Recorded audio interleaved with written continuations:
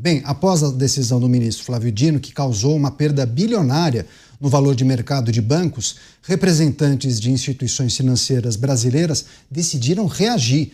Alguns integrantes do setor se reuniram com o ministro Cristiano Zanin e manifestaram preocupação com a insegurança jurídica em torno do decreto e avaliam que o magistrado tensionou ainda mais a relação com os Estados Unidos.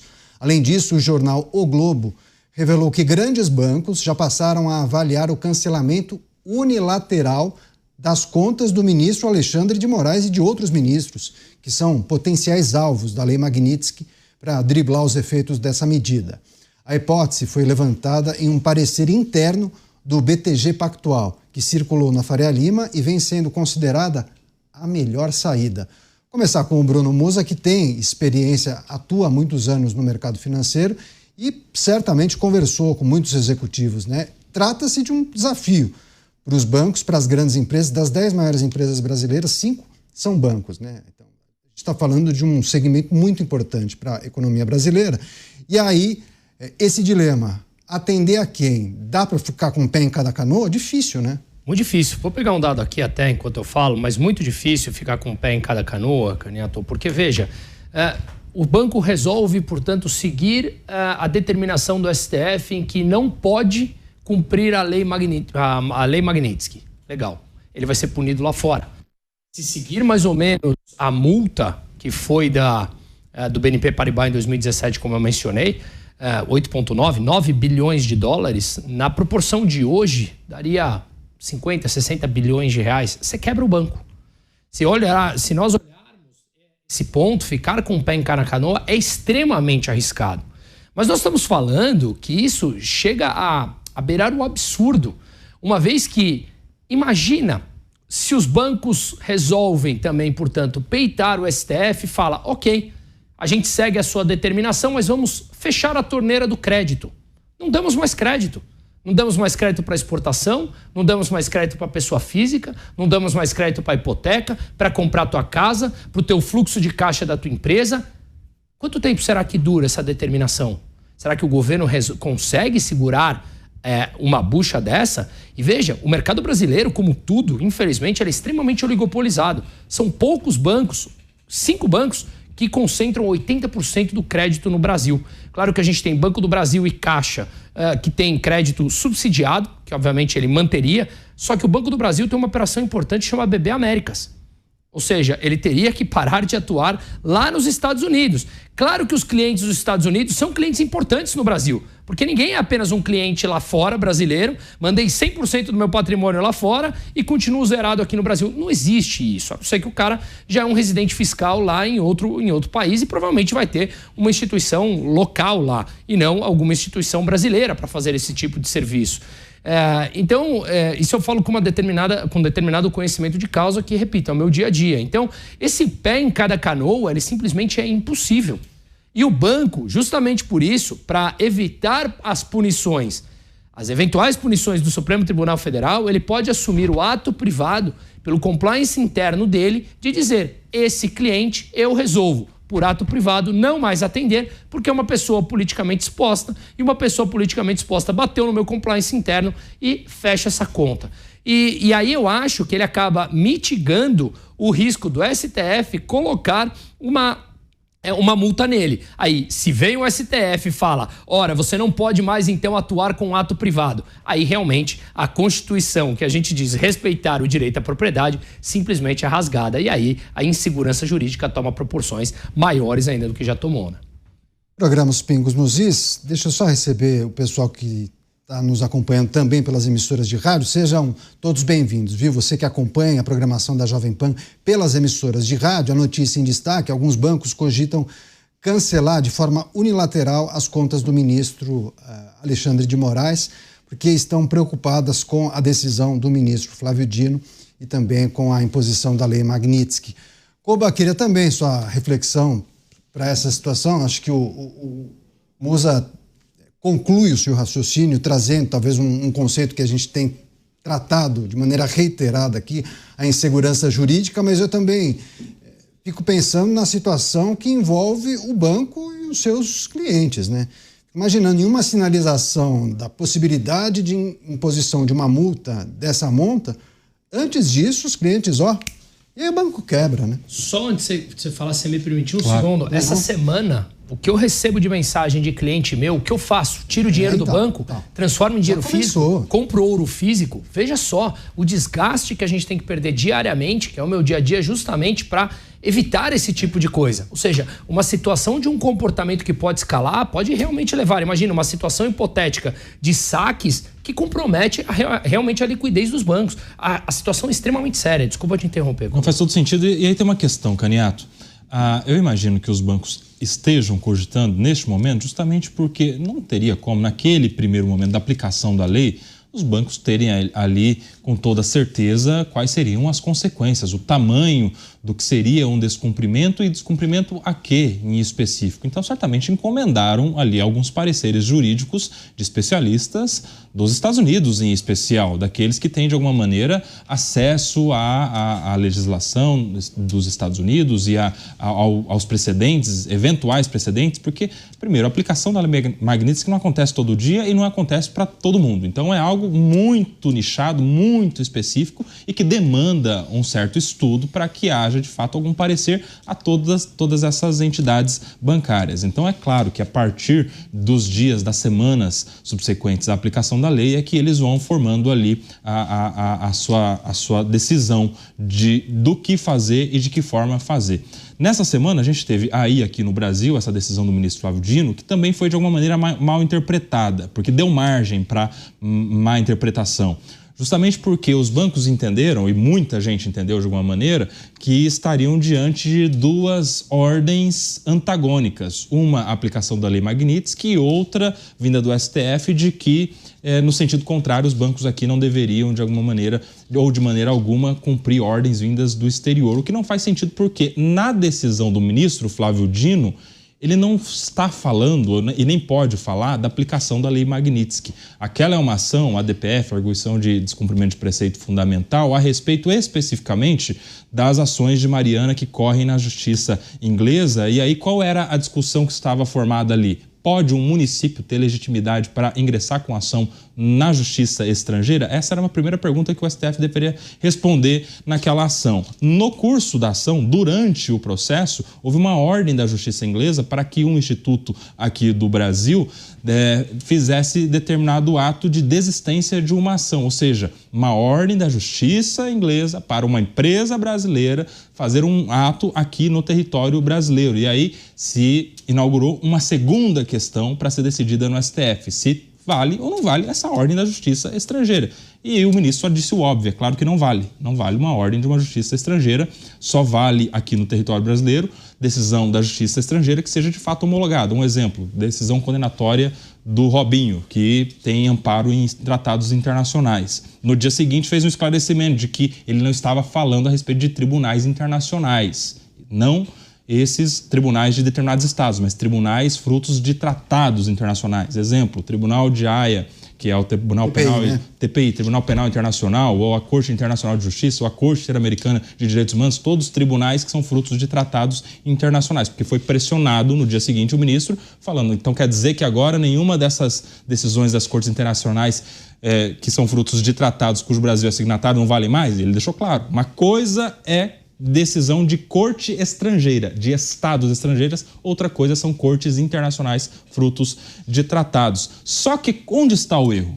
O erro do ministro foi, nas entrelinhas, fazer alguma menção às sanções americanas, sem citar especificamente, mas deixando claro que se referia à aplicação da lei Magnitsky, e no último parágrafo da decisão mandar oficiar as entidades do sistema bancário nacional para que não cumpram ordens de tribunais estrangeiros. Lembrando que a aplicação da lei Magnitsky não é aplicação de tribunal estrangeiro, é aplicação do poder executivo americano, ou seja, não se aplica por óbvio a questão da lei Magnitsky a essa decisão da justiça do Supremo Tribunal Federal. Só que tem uma coisa, ficou nas entrelinhas e gerou uma imprevisibilidade, uma insegurança terrível, a ponto de ter impactado nas bolsas, na queda aí do valor de mercado de diversos bancos. E isso é fruto o quê? da ausência do preparo do dia a dia do ministro em relação a decisões judiciais que precisam ser claras.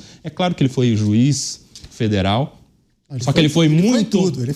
foi muito mais. Ele foi 12 anos, se eu não me engano, juiz federal, só que foi 16 anos político. E aí a questão dos 16 anos na política com essas entrelinhas todas onde é cabível não cabe numa decisão judicial onde tudo precisa ser claro. E aí é claro que é uma decisão totalmente equivocada em relação a isso especificamente e que gerou essa insegurança. Então, Lei Magnitsky no Brasil se cumpre para as empresas que tenham seus negócios nos Estados Unidos e que naturalmente precisam desse tipo de acesso e de forma de trabalho. Não significa que é uma decisão de tribunal estrangeiro, até porque sequer é de um tribunal. Acho que o Moza quer fazer um complemento, né? E o pior é o termo que ele usou, né? Falando que ontem os bancos perderam 42 bilhões em valor de mercado, que foi especulação. Como se ele não levasse em consideração que a precificação dos ativos tem a ver com geração de caixa e perspectiva de lucro. Se através de uma canetada ele mata isso dos bancos, como é que ele diz que isso é especulação? Eu não acho que isso seja falta de conhecimento, não. Me parece muito mais método. Mas ainda que a gente dê o benefício da dúvida ao ministro Flávio Dino, a gente precisa levar em consideração a entrevista concedida hoje por Alexandre de Moraes, que faz menção justamente à decisão tomada por Flávio Dino. Mas a gente vai trazer daqui a pouco essa manifestação do ministro Moraes. Mota, queria também pedir sua análise e reflexão acerca desse momento em que os bancos estudam as possibilidades, o que devem fazer a partir de agora e, no topo da lista, cancelar de forma unilateral as contas do ministro em questão. A expressão cancelamento unilateral é até um pouco redundante, né? Todo cancelamento é unilateral. Eu duvido que o banco pergunte se o senhor gostaria de ter a sua conta cancelada hoje. Agora, Caniato, eu não sou jurista. Portanto, eu não sei dizer se existe alguma lei que impeça um banco de cancelar a conta de uma pessoa.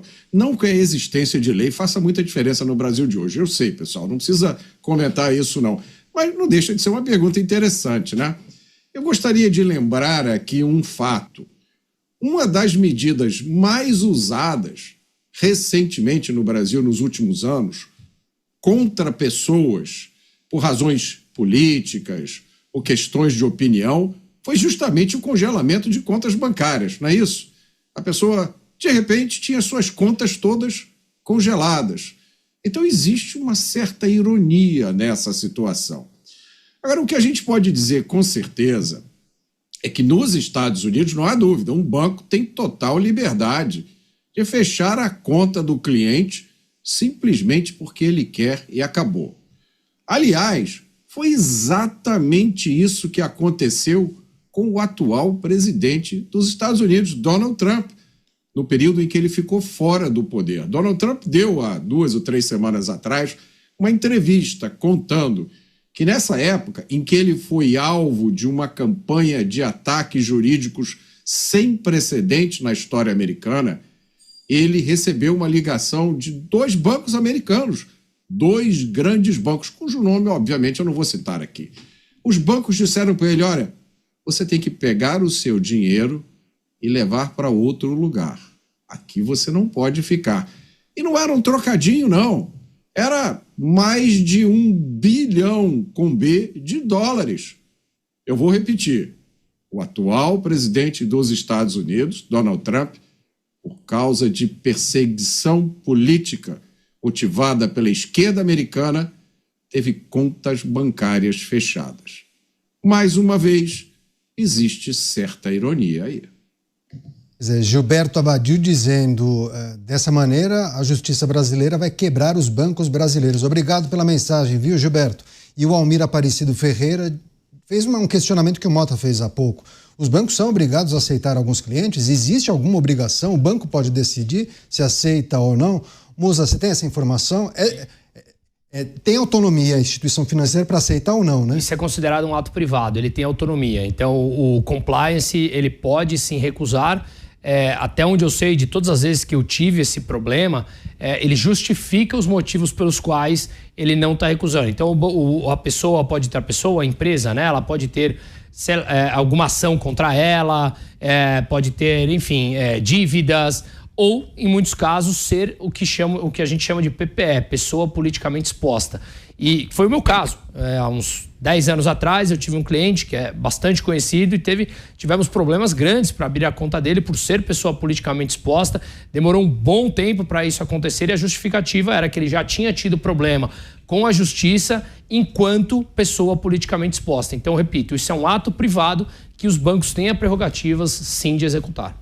Agora, Koba, e esses os sinais, os recados que vêm sendo dados pelos integrantes da Suprema Corte? Porque se há 2 ou 3 semanas nós falávamos sobre a possibilidade de um processo de pacificação, ainda que alguns dos nossos comentaristas não gostem da palavra pacificação, ou autocontenção, enfim, a gente pode buscar alternativas aqui. Entendia-se naquele momento que nós observaríamos talvez um gesto aqui, outro ali, no sentido de diminuir a temperatura. E a gente não tem visto isso, ao contrário. Parece que assim, a cada dia um dobra a aposta, estica mais a corda, é uma situação que as pessoas ficam apreensivas. Mas qual vai ser a de hoje? E a de amanhã? Sabe, sem saber. O foco já não está mais no Poder Executivo, agora totalmente na Justiça brasileira, nos integrantes da Suprema Corte. Até onde vai, o Koba? Caniato, uma das primeiras lições em relação à magistratura é de que o juiz fala nos autos. Então, tudo que é dito fora dos autos, primeiro, já não atende à finalidade do que se espera de um juiz.